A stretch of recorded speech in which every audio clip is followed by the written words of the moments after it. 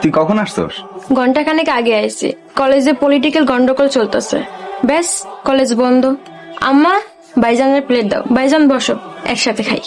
নাজমুল পরে খাবো, তুই আগে খা তো। তাহলে আমিও পরে খাম। নাজমুল বসো তো বাবা, বসো। লিমা, তুই রে কি করলি? লিমা, বইন আমার, আমি মাছের মাথা খাবো না, আমার খাইতে ভালো লাগে না, এটা তুই খা। কেন ভাইজান, এত শখ করে মাছের মাথাটা দিলাম, তুমি কেন খাইবা না? না না, খামু না কেন, কিন্তু ভাবলাম তুই এতদিন পরে আইছিস, মাছের মাথাটা আজকে তুই খা। ভাইজান, তুমি আরাম করে খাও, তুমি খাইলে আমি খুশি হব। লিমা, তোর তো আরেকটা ভাই আছে, তারে তো মাছের মাথাটা দিতে পারতি। আম্মা, আমি তো ভালো করেই জানি এই বাড়িতে 10টা মাছের মাথা আইলে 9টাই ছোট ভাইয়ের পাতে যায়।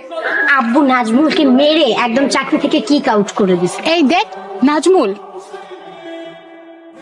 এত মার খাওয়ার পরেও বেচারা হাঁটছে কিভাবে? আসসালামু আলাইকুম। সালামের উত্তর নেওয়া ওয়াজিব। দেখ, চাকরটা আমাদের সাথে কথা বলতে আসছে, সালাম দিয়ে আর কি শুরু করতে চাচ্ছে। অ্যাটলিস্ট সালামের উত্তরটা নেই, কি বলিস তোরা? হ্যাঁ হ্যাঁ, ওয়ালাইকুম আসসালাম।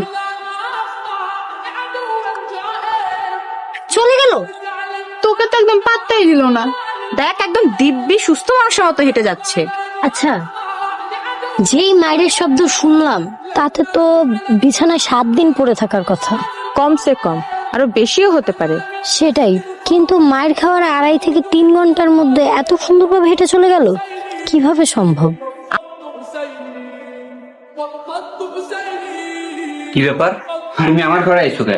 আমাদের না ঘর আলাদা করে দিছে? আরে লিমা আইছে, লিমা আইলে তোর ওই ঘরে ঘুমাইতে পারি না, তোর লগে ঘুমাইতে হইব। তার মানে লিমা যতদিন থাকবে তুমি আমার সাথে ঘুমাইবা? ও, আরে সমস্যা নাই, 2 ভাই একলগে গল্প করতে করতে ঘুমাই যাবো না। দেই সর। কি হয়েছে? তুমি কি, তোমার ফোন বাজতেছে, তোমার কোনো খবর নাই? ফোন ধরো। নাজমুল, আসসালামু আলাইকুম।